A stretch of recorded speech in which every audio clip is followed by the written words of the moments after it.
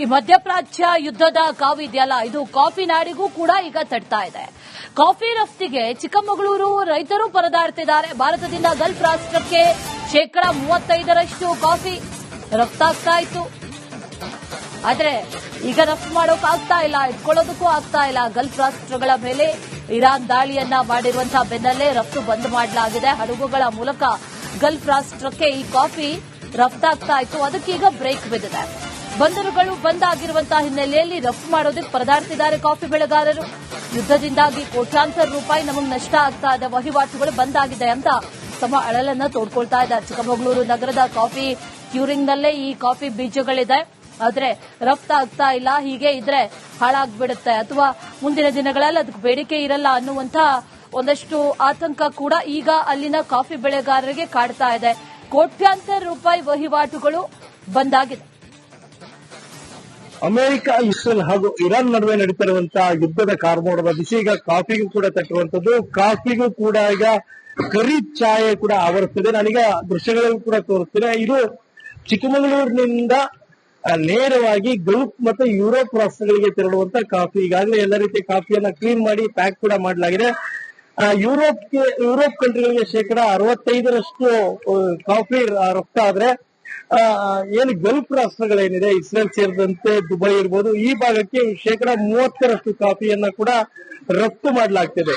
ಈಗ ಸದ್ಯಕ್ಕೆ ಗಲ್ಫ್ ರಾಷ್ಟ್ರಗಳಲ್ಲಿ ಯುದ್ಧದ ಕಾರ್ಮೋಡ ಆವರಿಸಿರೋದ್ರಿಂದ ಈಗಾಗಲೇ ಹಡಗುಗಳನ್ನ ಸಂಚಾರ ಬಂದ್ ಮಾಡಲಾಗಿದೆ. ಹಾಗಾಗಿ ಎಲ್ಲಾ ಬಂದರುಗಳಿರ್ಬೋದು, ಮಂಗಳೂರು, ಕೊಚ್ಚಿ, ಮುಂಬೈ 3 ಕಡೆಗಳಿಂದಲೂ ಕೂಡ ರಫ್ತಾಗ್ತಿತ್ತು. ಈಗ ಸದ್ಯಕ್ಕೆ ಅಲ್ಲಿ ಯುದ್ಧದ ಕಾರ್ಮೋಡ ಇರೋದ್ರಿಂದ ಹಡಗುಗಳನ್ನ ಸಂಚಾರ ಮಾಡ್ತಿಲ್ಲ. ಮತ್ತೆ ಇದನ್ನ ಏನು ಕಂಟೈನರ್ಗಳ ಮೂಲಕ ತೆಗೆದುಕೊಂಡು ಏನು ಬಂದರಿಗೆ ಕೂಡ ಹೋಗ್ಲಾಗ್ತಿದ್ದು, ಆದ್ರೆ ಕಂಟೈನರ್ಗಳು ಕೂಡ ಈಗ ಬಂದರಿಗೆ ಕೂಡ ತೆರಳಕ್ಕೆ ಸಾಧ್ಯ ಆಗ್ತಿಲ್ಲ. ಯಾಕೆಂದ್ರೆ ಅಲ್ಲಿ ಒಂದು ದಿನಾಂಕವನ್ನ ನಿಗದಿ ಮಾಡ್ತಾರೆ. ಇಂಥ ದಿನ ನೀವು ಇಂಥ ಕಂಟೈನರ್ ಮೂಲಕ ಕಾಫಿಯನ್ನ ತೆಗೆದುಕೊಂಡು ಬನ್ನಿ ಅನ್ನುವಂಥ ದಿನಾಂಕ ನಿಗದಿಪಡಿಸ್ತಾರೆ. ಆ ದಿನಾಂಕ ನೀಡಿದ ನಂತರ ಕಂಟೈನರ್ ಮೂಲಕ ಇವರು ಕಾಫಿಯನ್ನ ರವಾನೆ ಮಾಡಬೇಕು. ಆದ್ರೆ ಸದ್ಯಕ್ಕೆ ಯಾವುದೇ ರೀತಿ ಗಲ್ಫ್ ರಾಷ್ಟ್ರಗಳಲ್ಲಿ ಹಡಗುಗಳ ಸಂಚಾರ ಇಲ್ಲದೆ ಇರೋದ್ರಿಂದ ಈಗ ಸದ್ಯಕ್ಕೆ ಅವರಿಗೆ ದಿನಾಂಕವನ್ನ ನೀಡೋದಿಲ್ಲ. ಕಂಟೈನರ್ಗಳಿಗೆ ಕಾಫಿಯನ್ನ ತುಂಬಲಿಕ್ಕೆ ಸಾಧ್ಯ ಆಗ್ತಾ ಇಲ್ಲ. ಒಂದು ಅಲ್ಲಿಂದ ರಫ್ತಾಗುವಂತದ್ದು ಒಂದು ಭಾಗವಾದ್ರೆ, ಇಲ್ಲಿ ಏನಿದ್ದಾರೆ ಈ ಕ್ಯೂರಿಂಗ್ ಗಳಿರ್ಬೋದು, ಇವರು ಒಂದು ರೈತರಿಂದ ಕೂಡ ಖರೀದಿ ಮಾಡ್ತಾರೆ. ಖರೀದಿ ಮಾಡಿದ ದಿನ ಅವರಿಗೆ ಹಣವನ್ನ ನೀಡಬೇಕಾಗುತ್ತೆ. ಆದ್ರೆ ಇವರು ನಂತರ ಮುಂದಕ್ಕೆ ಏನು ಹಡಗುಗಳ ಮೂಲಕ ಕಳಿಸ್ಲಿಕ್ಕೆ, ಕಂಟೈನರ್ಗಳ ಮೂಲಕ ಕಳಿಸ್ಲಿಕ್ಕೆ ಸಾಧ್ಯವಾಗ್ತದೆ. ಹಾಗಾಗಿ ಎಲ್ಲೋ ಒಂದ್ ಕಡೆ ಇವರಿಗೆ ಸಾಕಷ್ಟು ಸಮಸ್ಯೆ ಆಗ್ತದೆ. ಅದು ಸದ್ಯದ ಪರಿಸ್ಥಿತಿಗೆ ಅಂತೂ ಯಾವುದೇ ರೀತಿ ಸಮಸ್ಯೆ ಇಲ್ಲ ಅನ್ನುವಂತ ಮಾತ್ರ ಕೂಡ ಈ ಸದ್ಯಕ್ಕೆ ಹೇಳ್ತಿದ್ದಾರೆ. ಮುಂದೆ ಯುದ್ಧದ ಕಾರ್ಮೋಡ ಹೆಚ್ಚಾದ್ರೆ ಇಲ್ಲಿನ ಏನು ಕಾಫಿಯನ್ನ ಖರೀದಿ ಮಾಡಿದಂತ ಕ್ಯೂರಿಂಗ್ ಗಳಿರ್ಬೋದು, ಎಕ್ಸ್ಪೋರ್ಟ್ ಮಾಡೋರು ಇರ್ಬೋದು, ಎಲ್ಲರಿಗೂ ಕೂಡ ಸಾಕಷ್ಟು ಸಮಸ್ಯೆಗಳು ಕೂಡ ಎದುರಾಗುತ್ತೆ. ಈ ಬಗ್ಗೆ ಮಾತಾಡ್ಲಿಕ್ಕೆ ನಮ್ ಜೊತೆ ಈಗ ಕ್ಯೂರಿಂಗ್ ಮ್ಯಾನೇಜರ್ ಅವರು ಕೂಡ ನಮ್ ಜೊತೆ, ಚಂದ್ರಹಾಸ್ ರೈ ಅವರು ಕೂಡ ನಮ್ ಜೊತೆ ಇದ್ದಾರೆ. ಅವ್ರನ್ನ ಮಾತಾಡ್ತಾರೆ. ಸರ್, ಇವತ್ತಿನ ಸ್ಥಿತಿ ಹೇಗಿದೆ ಸರ್? ಯಾಕಂದ್ರೆ ಈಗ ನಮ್ಮಲ್ಲಿ ತುಂಬಾ ಕಾಫಿಗಳು ಹೊರಗಡೆ ಹೋಗುವಂತ ಸಮಯ. ಯಾಕಂದ್ರೆ ಫೆಬ್ರವರಿ ಮಾರ್ಚ್ ತಿಂಗಳು ಇಂದ ಏಪ್ರಿಲ್ ತನಕ ಕಾಫಿಗಳು ಜಾಸ್ತಿ ಹೊರ ದೇಶಕ್ಕೆ ಹೋಗುವಂತ ಸಮಯ. ಅಂತ ಟೈಮಲ್ಲಿ ಅಲ್ಲಿ ಯುದ್ಧಗಳು ಸ್ಟಾರ್ಟ್ ಆದ ಕಾರಣ ಯಾವ ಹಡಗುಗಳು ಬಂದರುಗಳಿಂದ ಹೊರಗಡೆ ಹೋಗ್ತಾ ಇಲ್ಲ, ಆ ಕಡೆಯಿಂದ ಬಂದ ಹಡಗುಗಳು ಬರ್ತಾ ಇಲ್ಲ. ಹಾಗಾಗಿ ಇಲ್ಲಿಯ ಕಾಫಿಗಳನ್ನು ಈಗ ಖರೀದಿ ಮಾಡುವವರೇ ಕಮ್ಮಿ. ಖರೀದಿ ಮಾಡಿದ ಕಾಫಿಯನ್ನು ಇಲ್ಲಿಂದ ಸಾಗಿಸುವಂತವರು ಇರಲ್ಲ. ಹಾಗಾಗಿ ಈ ಕಾಫಿ ವ್ಯಾಪಾರದವರಿಗೂ ತೊಂದರೆ, ಬೆಳೆಗಾರರಿಂದ ಕಾಫಿ ತೆಗೆದುಕೊಳ್ಳುವವರಿಗೂ ಕಷ್ಟ ಆಗಿದೆ. ಆದ ಕಾರಣ ನಮ್ಮ ಕ್ಯೂರಿಂಗ್ ವರ್ಕ್ಸ್ನವರಿಗಂದ್ರೆ ಇಲ್ಲಿ ಕಾಫಿ ಪ್ರೊಸೆಸಿಂಗ್ ಆಗ್ಬೇಕಾದ್ರೆ ಕಾಫಿ ಹೊರಗಡೆ ಹೋಗ್ಬೇಕು. ಹಾಗಾಗಿ ನಾವು ಕಾಫಿಗಳನ್ನೆಲ್ಲ ಆದಷ್ಟು ಸ್ಟೋರ್ ಮಾಡಿ ಇಡ್ತೇವೆ. ಸ್ಟೋರ್ ಮಾಡಿಬಿಟ್ರೆ ಇಲ್ಲಿ ಕಾರ್ಮಿಕರಿಗೂ ಕೆಲಸ ಕಮ್ಮಿ ಆಗುತ್ತೆ. ಹಾಗಾಗಿ ಎಲ್ಲಾ ರೀತಿಯಲ್ಲಿ ತೊಂದರೆಗಳು ಇರುತ್ತದೆ. ಇದು ಇವರ ತೊಂದರೆ ಸದ್ಯಕ್ಕಂತೂ ಹೊಡೆತ ಬಿದ್ದಂತೆ ಕಾಣ್ತಾ ಇದೆ. ಆದ್ರೆ ಮುಂದಿನ ದಿನಗಳಲ್ಲಿ ಯುದ್ಧ ಇನ್ನಷ್ಟು ಮುಂದುವರೆದ್ರೆ ಗಲ್ಫ್ ರಾಷ್ಟ್ರಕ್ಕೆ ಹೋಗುವಂತ ಕಾಫಿಯ ರಫ್ತು ಕಡಿಮೆ ಆಗೋದ್ರಿಂದ ಕಾಫಿ ಉದ್ಯಮಕ್ಕೂ ಕೂಡ ಸಮಸ್ಯೆ ಆಗುತ್ತೆ ಅನ್ನುವಂತ ಮಾತನ್ನ ಕೂಡ ಹೇಳ್ತಾ ಇದ್ದಾರೆ. ಚೇತನ್ ಪದ್ಮಶಾಲಿ, ರಿಪಬ್ಲಿಕ್ ಕನ್ನಡ, ಚಿಕ್ಕಮಗಳೂರು. ಈ ಮಧ್ಯಪ್ರಾಚ್ಯ ಯುದ್ಧದ ಕಾವು ಇದೆಯಲ್ಲ, ಇದು ಕಾಫಿ ನಾಡಿಗೂ ಕೂಡ ಈಗ ತಟ್ತಾ ಇದೆ.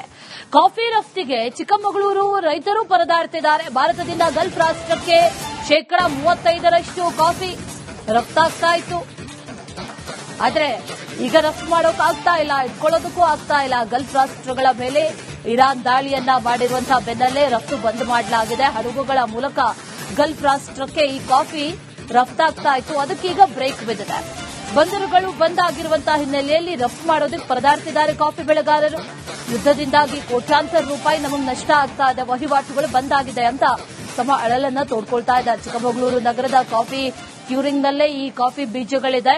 ಆದ್ರೆ ರಫ್ತಾಗ್ತಾ ಇಲ್ಲ. ಹೀಗೆ ಇದ್ರೆ ಹಾಳಾಗ್ಬಿಡುತ್ತೆ ಅಥವಾ ಮುಂದಿನ ದಿನಗಳಲ್ಲಿ ಅದಕ್ಕೆ ಬೇಡಿಕೆ ಇರಲ್ಲ ಅನ್ನುವಂತ ಒಂದಷ್ಟು ಆತಂಕ ಕೂಡ ಈಗ ಅಲ್ಲಿನ ಕಾಫಿ ಬೆಳೆಗಾರರಿಗೆ ಕಾಡ್ತಾ ಇದೆ. ಕೋಟ್ಯಾಂತರ ರೂಪಾಯಿ ವಹಿವಾಟುಗಳು ಬಂದಾಗಿದೆ.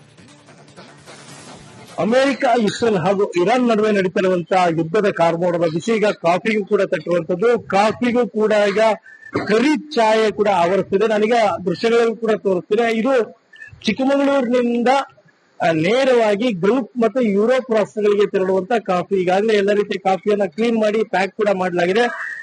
ಯುರೋಪ್ ಕಂಟ್ರಿಗಳಿಗೆ 65% ಕಾಫಿ ರಫ್ತಾದ್ರೆ ಏನು ಗಲ್ಫ್ ರಾಷ್ಟ್ರಗಳೇನಿದೆ, ಇಸ್ರೇಲ್ ಸೇರಿದಂತೆ ದುಬೈ ಇರ್ಬೋದು, ಈ ಭಾಗಕ್ಕೆ 30% ಕಾಫಿಯನ್ನ ಕೂಡ ರಫ್ತು ಮಾಡಲಾಗ್ತಿದೆ. ಈಗ ಸದ್ಯಕ್ಕೆ ಗಲ್ಫ್ ರಾಷ್ಟ್ರಗಳಲ್ಲಿ ಯುದ್ಧದ ಕಾರ್ಮೋಡ ಆವರಿಸಿರೋದ್ರಿಂದ ಈಗಾಗಲೇ ಹಡಗುಗಳನ್ನ ಸಂಚಾರ ಬಂದ್ ಮಾಡಲಾಗಿದೆ. ಹಾಗಾಗಿ ಎಲ್ಲಾ ಬಂದರುಗಳಿರ್ಬೋದು, ಮಂಗಳೂರು, ಕೊಚ್ಚಿ, ಮುಂಬೈ 3 ಕಡೆಗಳಿಂದಲೂ ಕೂಡ ರಫ್ತಾಗ್ತಿತ್ತು. ಈಗ ಸದ್ಯಕ್ಕೆ ಅಲ್ಲಿ ಯುದ್ಧದ ಕಾರ್ಮೋಡ ಇರೋದ್ರಿಂದ ಹಡಗುಗಳನ್ನ ಸಂಚಾರ ಮಾಡ್ತಿಲ್ಲ. ಮತ್ತೆ ಇದನ್ನ ಏನು ಕಂಟೈನರ್ಗಳ ಮೂಲಕ ತೆಗೆದುಕೊಂಡು ಏನು ಬಂದರಿಗೆ ಕೂಡ ಹೋಗ್ಲಾಗ್ತಿದ್ದು, ಆದ್ರೆ ಕಂಟೈನರ್ಗಳು ಕೂಡ ಈಗ ಬಂದರಿಗೆ ಕೂಡ ತೆರಳಕ್ಕೆ ಸಾಧ್ಯ ಆಗ್ತಿಲ್ಲ. ಯಾಕೆಂದ್ರೆ ಅಲ್ಲಿ ಒಂದು ದಿನಾಂಕವನ್ನ ನಿಗದಿ ಮಾಡ್ತಾರೆ. ಇಂಥ ದಿನ ನೀವು ಇಂಥ ಕಂಟೈನರ್ ಮೂಲಕ ಕಾಫಿಯನ್ನ ತೆಗೆದುಕೊಂಡು ಬನ್ನಿ ಅನ್ನುವಂಥ ದಿನಾಂಕ ನಿಗದಿಪಡಿಸ್ತಾರೆ. ಆ ದಿನಾಂಕ ನೀಡಿದ ನಂತರ ಕಂಟೈನರ್ ಮೂಲಕ ಇವರು ಕಾಫಿಯನ್ನ ರವಾನೆ ಮಾಡಬೇಕು. ಆದ್ರೆ ಸದ್ಯಕ್ಕೆ ಯಾವುದೇ ರೀತಿ ಗಲ್ಫ್ ರಾಷ್ಟ್ರಗಳಲ್ಲಿ ಹಡಗುಗಳ ಸಂಚಾರ ಇಲ್ಲದೆ ಇರೋದ್ರಿಂದ ಈಗ ಸದ್ಯಕ್ಕೆ ಅವರಿಗೆ ದಿನಾಂಕವನ್ನ ನೀಡೋದಿಲ್ಲ. ಕಂಟೈನರ್ಗಳಿಗೆ ಕಾಫಿಯನ್ನ ತುಂಬಲಿಕ್ಕೆ ಸಾಧ್ಯ ಆಗ್ತಾ ಇಲ್ಲ. ಒಂದು ಅಲ್ಲಿಂದ ರಫ್ತಾಗುವಂತದ್ದು ಒಂದು ಭಾಗವಾದ್ರೆ, ಇಲ್ಲಿ ಏನಿದ್ದಾರೆ ಈ ಕ್ಯೂರಿಂಗ್ ಗಳಿರ್ಬೋದು, ಇವರು ಒಂದು ರೈತರಿಂದ ಕೂಡ ಖರೀದಿ ಮಾಡ್ತಾರೆ. ಖರೀದಿ ಮಾಡಿದ ದಿನ ಅವರಿಗೆ ಹಣವನ್ನ ನೀಡಬೇಕಾಗುತ್ತೆ.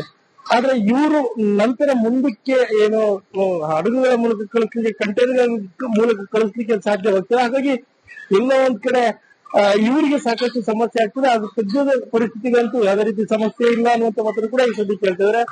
ಮುಂದೆ ಯುದ್ಧದ ಕಾರ್ಮೋಡ ಹೆಚ್ಚಾದ್ರೆ ಇಲ್ಲಿನ ಏನು ಕಾಫಿಯನ್ನ ಖರೀದಿ ಮಾಡಿದಂತ ಕ್ಯೂರಿಂಗ್ ಗಳಿರ್ಬೋದು, ಎಕ್ಸ್ಪೋರ್ಟ್ ಮಾಡೋರು ಇರ್ಬೋದು, ಎಲ್ಲರಿಗೂ ಕೂಡ ಸಾಕಷ್ಟು ಸಮಸ್ಯೆಗಳು ಕೂಡ ಎದುರಾಗುತ್ತೆ. ಈ ಬಗ್ಗೆ ಮಾತಾಡ್ಲಿಕ್ಕೆ ನಮ್ ಜೊತೆ ಈಗ ಕ್ಯೂರಿಂಗ್ ಮ್ಯಾನೇಜರ್ ಅವರು ಕೂಡ ನಮ್ ಜೊತೆ, ಚಂದ್ರಹಾಸ್ ರೈ ಅವರು ಕೂಡ ನಮ್ ಜೊತೆ ಇದ್ದಾರೆ. ಅವ್ರನ್ನ ಮಾತಾಡ್ತಾರೆ. ಸರ್, ಇವತ್ತಿನ ಸ್ಥಿತಿ ಹೇಗಿದೆ ಸರ್? ಯಾಕಂದ್ರೆ ಈಗ ನಮ್ಮಲ್ಲಿ ತುಂಬಾ ಕಾಫಿಗಳು ಹೊರಗಡೆ ಹೋಗುವಂತ ಸಮಯ. ಯಾಕಂದ್ರೆ ಫೆಬ್ರವರಿ ಮಾರ್ಚ್ ತಿಂಗಳು ಇಂದ ಏಪ್ರಿಲ್ ತನಕ ಕಾಫಿಗಳು ಜಾಸ್ತಿ ಹೊರ ದೇಶಕ್ಕೆ ಹೋಗುವಂತ ಸಮಯ. ಅಂತ ಟೈಮಲ್ಲಿ ಅಲ್ಲಿ ಯುದ್ಧಗಳು ಸ್ಟಾರ್ಟ್ ಆದ ಕಾರಣ ಯಾವ ಹಡಗುಗಳು ಬಂದರುಗಳಿಂದ ಹೊರಗಡೆ ಹೋಗ್ತಾ ಇಲ್ಲ, ಆ ಕಡೆಯಿಂದ ಬಂದ ಹಡಗುಗಳು ಬರ್ತಾ ಇಲ್ಲ.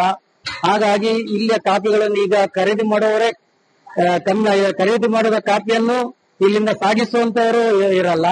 ಹಾಗಾಗಿ ಈ ಕಾಫಿ ವ್ಯಾಪಾರದವರಿಗೂ ತೊಂದರೆ, ಬೆಳೆಗಾರರಿಂದ ಕಾಫಿ ತೆಗೆದುಕೊಳ್ಳುವವರಿಗೂ ಕಷ್ಟ ಆಗಿದೆ. ಆದ ಕಾರಣ ನಮ್ಮ ಕ್ಯೂರಿಂಗ್ ವರ್ಕ್ಸ್ನವರಿಗಂದ್ರೆ ಇಲ್ಲಿ ಕಾಫಿ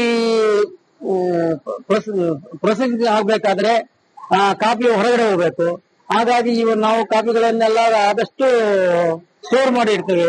ಸ್ಟೋರ್ ಮಾಡಿಬಿಟ್ರೆ ಇಲ್ಲಿ ಕಾರ್ಮಿಕರಿಗೂ ಕೆಲಸ ಕಮ್ಮಿ ಆಗುತ್ತೆ. ಹಾಗಾಗಿ ಎಲ್ಲಾ ರೀತಿಯಲ್ಲಿ ತೊಂದರೆಗಳು ಇರುತ್ತದೆ. ಇದು ಇವರ ಮತ್ತೊಂದ್ರೆ ಸದ್ಯಕ್ಕಂತೂ ಹೊಡೆತ ಬಿದ್ದಂತೆ ಕಾಣ್ತಾ ಇದೆ. ಆದ್ರೆ ಮುಂದಿನ ದಿನಗಳಲ್ಲಿ ಯುದ್ಧ ಇನ್ನಷ್ಟು ಮುಂದುವರೆದ್ರೆ ಗಲ್ಫ್ ರಾಷ್ಟ್ರಕ್ಕೆ ಹೋಗುವಂತ ಕಾಫಿಯ ರಫ್ತು ಕಡಿಮೆ ಆಗೋದ್ರಿಂದ ಕಾಫಿ ಉದ್ಯಮಕ್ಕೂ ಕೂಡ ಸಮಸ್ಯೆ ಆಗುತ್ತೆ ಅನ್ನುವಂತ ಮಾತನ್ನು ಕೂಡ ಹೇಳ್ತಾ ಇದ್ದಾರೆ. ಚೇತನ್ ಪದ್ಮಶಾಲಿ, ರಿಪಬ್ಲಿಕ್ ಕನ್ನಡ, ಚಿಕ್ಕಮಗಳೂರು.